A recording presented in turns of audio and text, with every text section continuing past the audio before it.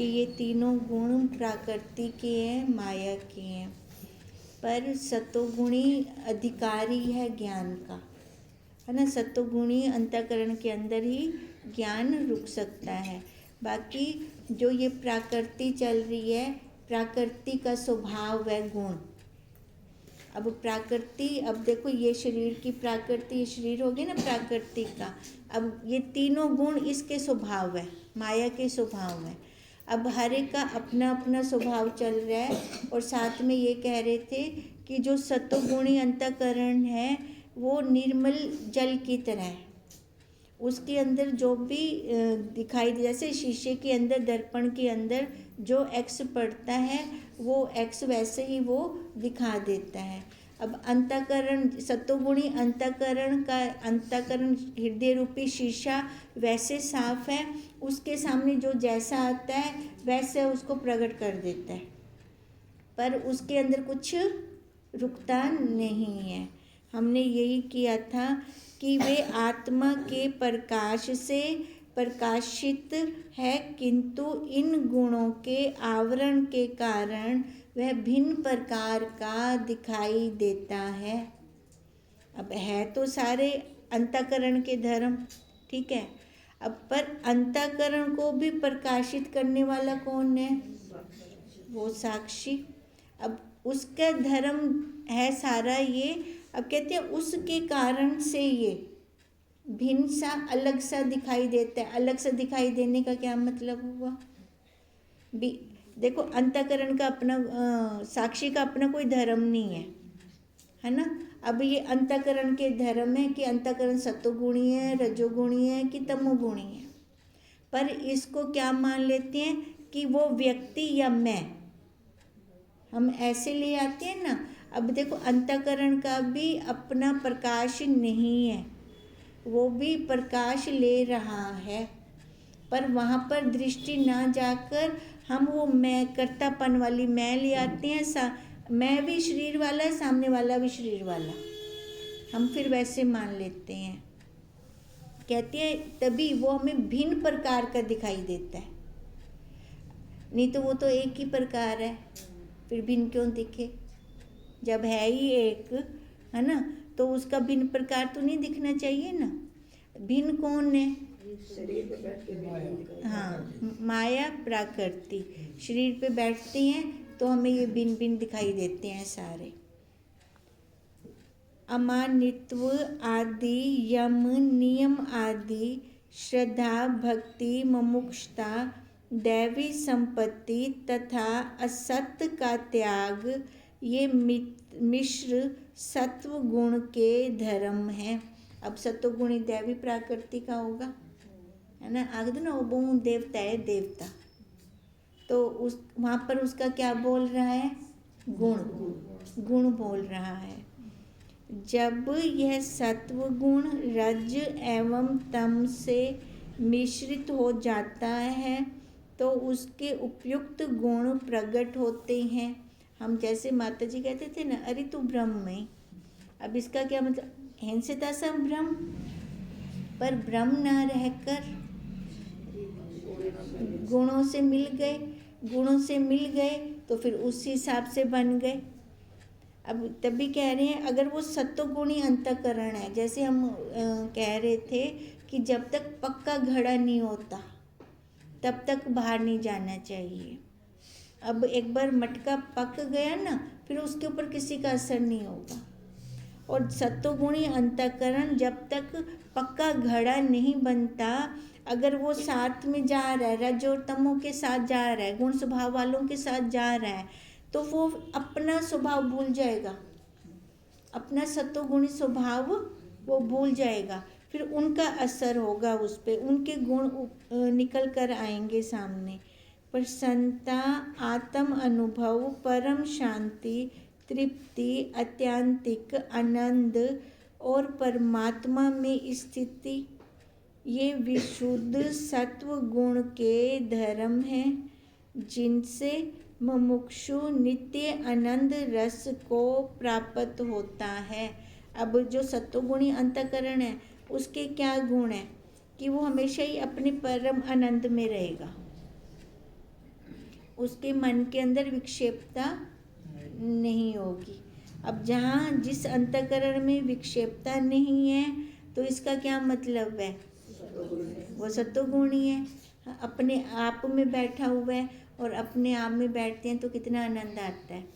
कभी कभी नोटिस किया होगा कि कई कई दिन तो ऐसा लगता है कि बहुत ही आनंद आ रहा होता है, पता क्या नहीं होता है क्या आधा आनंद है, पर आनंद अंदरों इन्ना सारा आंदा पे आंदा है।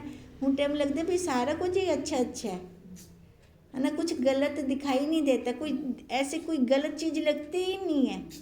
और कभी सारी गलत लिख दें तो वहाँ पे क्या काम कर रहा होता है, हमारा गुण काम कर रहा होता है। जब सत्व गुण अपने विशुद्ध रूप में होता है, अब देखो विशुद्ध बोला है, शुद्ध भी नहीं बोला है ना, जो शुद्ध से भी ऊपर है। जब सत्व गुण अपने विशुद्ध रूप में होता है तो उसमें मनुष्य को उपरोक्त अनुभव होते हैं, परमात्मा में उसकी स्थिति हो जाती है, फिर उसको आनंद आता है जब अपने आप में बैठा होता है। तो मोक्ष प्राप्ति की इच्छा करने वाला इस स्थिति को प्राप्त करके नित्य आनंद स्वरूप का पान करता है। सबसे पहला उसको जिज्ञासा हो, अपने आप में बैठने की इच्छा हो। जब अपनी इच्छा होगा तब हम उसके अकॉर्डिंग पुरुषार्थ करते हैं। अब अगर हमें अब कुछ चाहिए है ना, तो उस भी चाहिए मेरे को ये कुर्ता चाहिए या मेरे को कुछ भी चाहिए, तो उसके लिए मैं बाज़ार जाऊंगी, मार्केट जाऊंगी, घर से निकलूंगी ना। अब क्योंकि मेरे को चाहिए, मेरी इच्छा है, वो मेरे को चाहिए, उसके लिए मेरे कदम इंद्रियां अपने आप काम करेंगी। फिर अब ऐसी अगर ये इच्छा होगी, जिज्ञासा होगी अपने आप में बैठने की, तो फिर हमारी इंद्रियां से वैसा कर्म होगा। तो वैसा कर्म होते ही तो क्या होगा, अब जिसको इच्छा होगी मुक्त होने की, अपने आप में बैठने की, गलत क्रिया तो नहीं करेगा। अपने आप में बैठने की इच्छा होगी तो उसके जो कर्म होंगे, जो कार्य होंगे, वो भी उसको तृप्ति देने वाले होंगे। कई कर्म हमारे ऐसे होते हैं जिससे हमें तृप्ति मिलती है, वो तृप्ति हमें अपने आप में संतोष देती है ना। तो उसके फिर ऐसे कर्म होंगे कि जिससे उसको अपने आप में तृप्ति आएगी, अपने आप में आनंद आएगा। और जब वो आनंद आता है तो उस आनंद को हम बाहर दिखा नहीं सकते। अब जैसे देखो, अब वो आनंद तो वैसे 24 घंटे का है ना, पर विशेष एक, जैसे काल कहते हैं, एक दिया गया है। अब जैसे वो ब्रह्म परमात्मा तो कण कण में व्यापक है ना, पर उसकी अनुभूति हम स्पेशल हृदय में करते हैं, है ना, और किसी जगह पे नहीं करते। अब जैसे एक और उदाहरण, चमड़ा पूरे शरीर में है, पर रसगुल्ले का स्वाद जब जीभ पर उसको लगाएंगे तब आएगा, है ना, और कहीं चमड़े पे रखेंगे तो हमें नहीं आएगा। अब ऐसे उस ब्रह्म की अनुभूति वो सुबह सुबह होती है, वो ब्रह्म मुहूर्त में होती है। उस टाइम हमारा पुरुषार्थ कम होता है।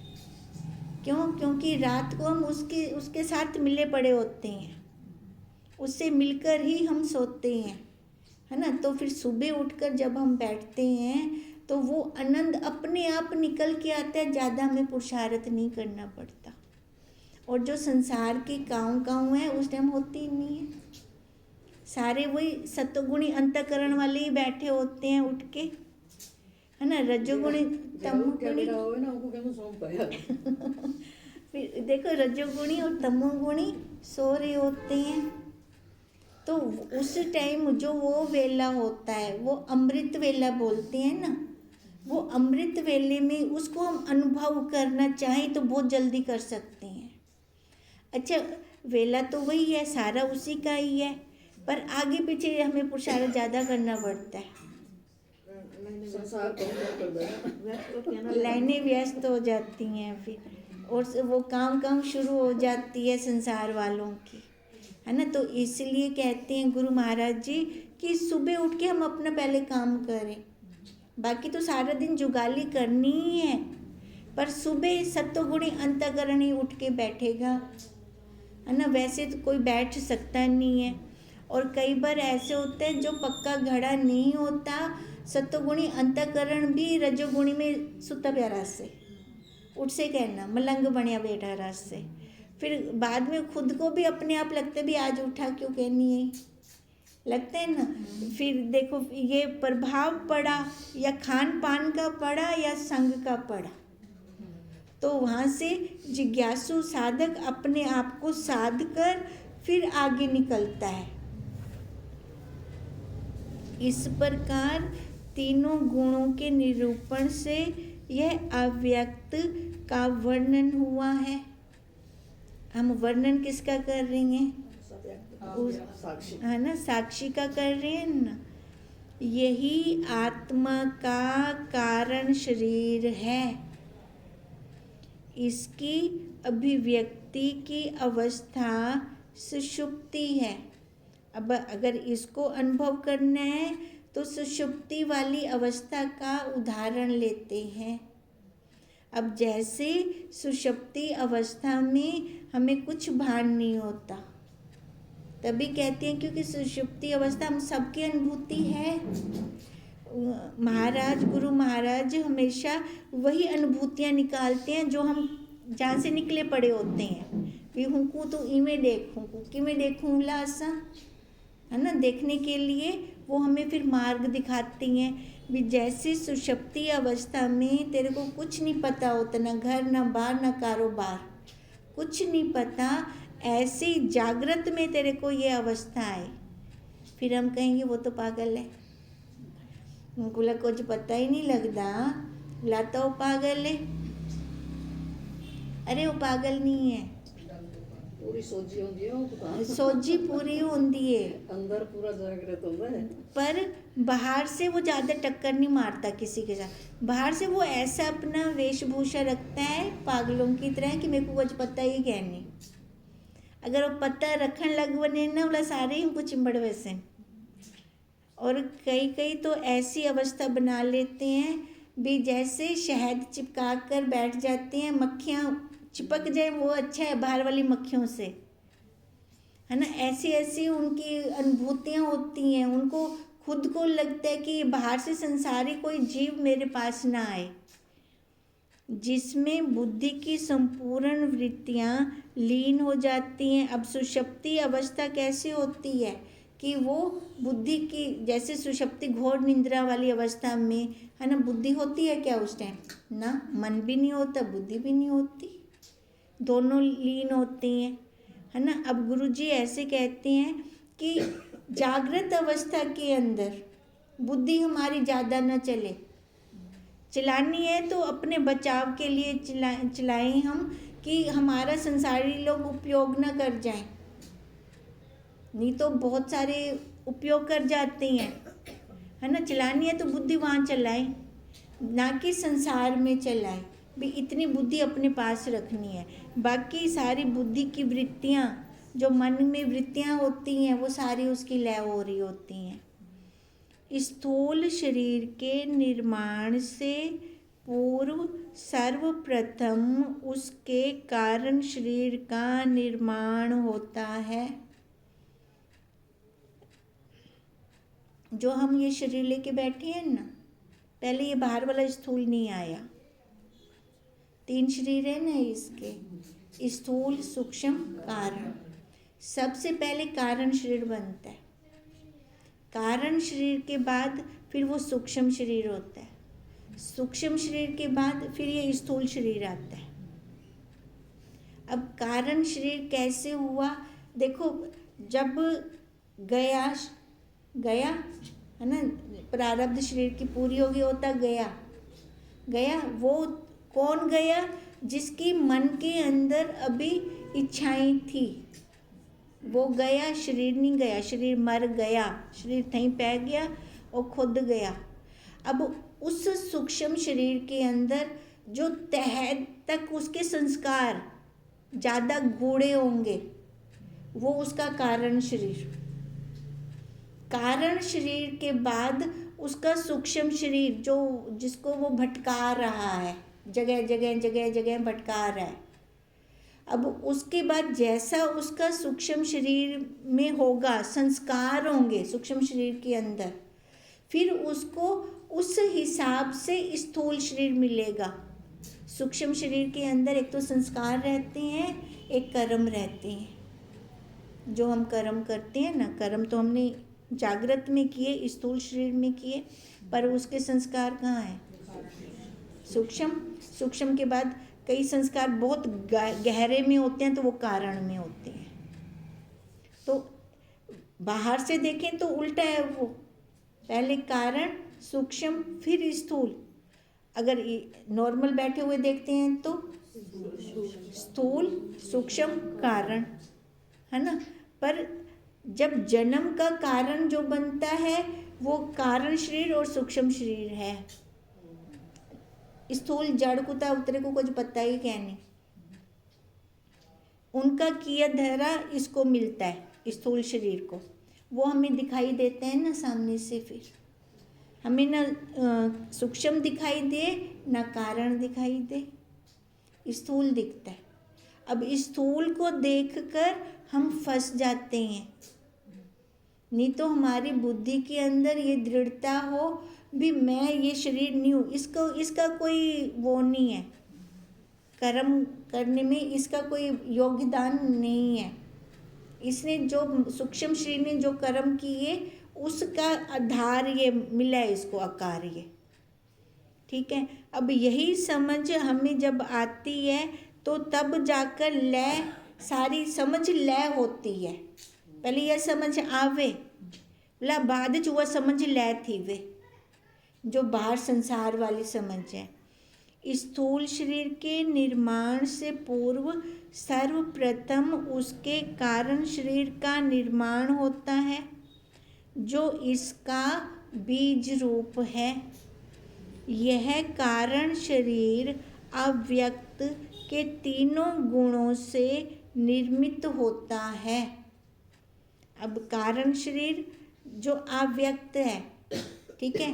अब 3 गुण हो गए ना, कहते तीनों गुणों से इसका कारण शरीर का निर्माण हुआ, जिसमें बुद्धि बीज रूप में ही रहती है। इसका विकास बाद में होता है।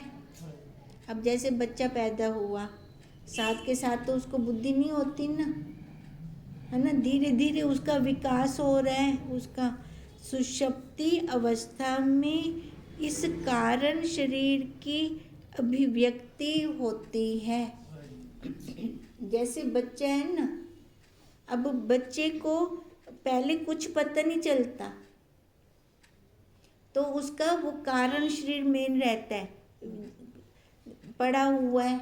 अभी उसको हाथों को भी नहीं पहचान हुई, है ना। चाहे बीच में पोटी हो रही है, चाहे शुशु हो रहा है, वो पड़ा हुआ है, उसको कुछ पता ही नहीं है, हाथ पैर मार रहा है ना। अब धीरे धीरे जैसे टाइम बीतता है उसका अंतःकरण इम्प्रूवमेंट होता है। अब अंतःकरण के इम्प्रूवमेंट के बाद सबसे पहले उसको हाथों की पहचान होती है। हाथों की पहचान से भी पहले उसको जिस साइड दूध होता है उस साइड मुंह मारता है, उस साइड जाता है। वो क्या हो गया, रस की अभिव्यक्ति होगी उसकी। अब उसके बाद हाथों की पहचान होती है उसको। हाथों की पहचान के बाद उससे, हाथों की पहचान से भी पहले उसको शब्द की होती है, उड़कर निकलता है। शू करता पहले रोन पे में गिला लगता है, बोलता नहीं पर पता था मुझे लगता है गिला है। धीरे धीरे ये अभिव्यक्तियां उसकी होने लगती हैं। हम कहते हैं ना, दरवाजा जोरदार ना बंद कर हुंदा उड़कर निकल वैसे, है ना। अब ये धीरे धीरे उसको एक एक विषय की इंद्री लगनी शुरू होती है। पर जब तक ये शुरुआत नहीं होती तब तक वो कारण शरीर में पड़ा रहता है, जहाँ पे उसको कुछ पता नहीं चलता। अब यही बात कह रहे हैं, सुषुप्ति अवस्था में इस कारण शरीर की अभिव्यक्ति होती है, इसका विकास बाद में होता है। बुद्धि की वृत्तियां इनमें लीन रहती हैं। किसमें? सुषुप्ति अवस्था में, जहाँ सब प्रकार की प्रभा शांत हो जाती है और बुद्धि बीज रूप में ही स्थिर रहती है, वह सुषुप्ति अवस्था है। देखो, जहाँ सब प्रकार की प्रभा, प्रभा का मतलब है ज्ञान, चाहे वो संसार वाला ज्ञान है चाहे वो परमार्थ वाला है। कहते वो जो शांत हो गया, बुद्धि के अंदर कुछ ना रहा, शांत हो जाता है और बुद्धि बीज रूप में ही स्थिर है। बुद्धि तो है पर उसके अंदर कोई भी ज्ञान नहीं है, वो शांत हुआ पड़ा है। वह कौन सी अवस्था है? सुषुप्ति अवस्था। इसकी प्रतीति मैं कुछ नहीं जानता। अज्ञान वाली मैं, अज्ञान वाली मैं ना, सुषुप्ति अवस्था में, उठ गए। सुषुप्ति अवस्था में इसकी प्रतीति मैं कुछ नहीं जानता ऐसी लोक प्रसिद्ध उक्ति से होती है। हम कहते हैं ना, मेरे को नहीं पता, इतनी गहरी नींद आ गई, टाइम बीत गया। हाँ, मेरे को नहीं पता लग गया है ना, या मेरे को क्या नहीं पता, या हम जब अपने आप में होते हैं, कोई सामने चलिया भी वेंदा, लंघ भी वेंदा है, तां भी आग में क्या नहीं पता चलिया। अच्छा वो होंगे, मैं क्या नहीं पता चलिया। अब कहती है यही सुषुप्ति अवस्था है। अब इसका उदाहरण वही सोने वाली सुषुप्ति अवस्था से लेते हैं, क्योंकि वो हम सबकी अनुभूति है, हम सब वहाँ से निकले हुए हैं। अब ऐसे ही जागृत में जब ये सुषुप्ति अवस्था आती है तो तब हमें कुछ भी नहीं पता चलता, और कई तो जान के भी आग दे मेरे को कुछ नहीं पता चलिया भी, क्या कुछ आक्सा मेरे को पता चलता है कि क्वेश्चन हो क्वेश्चन 10 सवाल बेर खड़े थी, वैसे भी इतना पंगा लेने की भी क्या ज़रूरत है ना। अपने आप में रहना, संसार में नहीं जाना, तो हम वैसे भी कह देते हैं भी नहीं, मेरे को नहीं पता कुछ भी। जागृत अवस्था में स्थूल शरीर की अनुभूति होती है, स्वप्न अवस्था में सूक्ष्म शरीर की, तथा सुषुप्ति में कारण शरीर की अनुभूति होती है। इसमें बुद्धि की समस्त वृत्तियां शांत होती हैं। कहाँ पर? सुषुप्ति अवस्था में, है ना, कारण शरीर की अभिव्यक्ति होती है ना, तो वहाँ पे कुछ भी नहीं पता चलता, है ना। चाहे चूहा भी काट जाएगा ना तो भी नहीं हमें पता चलेगा सुषुप्ति अवस्था में, क्योंकि उसमें बुद्धि की समस्त वृत्तियां शांत होती हैं, जिससे मनुष्य को ऐसा अनुभव होता है। पर जब वो वाली नींद आती है ना, गहरी नींद आती है, तो एकदम फ्रेश होकर उठते हैं, फिर कोई थकावट नहीं रहती, और ऐसी नींद के बाद ही फिर आगे काम करने के लिए ये शरीर तैयार होता है। और जिस रात नींद ना आए, अगले दिन इस शरीर से काम भी नहीं होता। इसमें बुद्धि की समस्त वृत्तियां शांत होती हैं, जिससे मनुष्य को ऐसा अनुभव होता है कि मैं सब कुछ नहीं जानता, है ना। अब सोए पड़ी हैं, वो कह दे कोई यहाँ से गया था, जब पता ही क्या नहीं चल लिया, है ना। बुलाता ही को जाग सुना भाई, मेरे को नहीं पता लगा, मैं गहरी नींद में था। यहाँ सभी ज्ञान भी शांत हो जाते हैं। इसमें केवल मैंपन का ही अनुभव होता है। हाँ, बस मैं, हाँ, है ना, वह अनुभूति थी है बस, बाकी और किसी चीज़ की अनुभूति नहीं होती। तो फिर कौन सी अवस्था अच्छी है?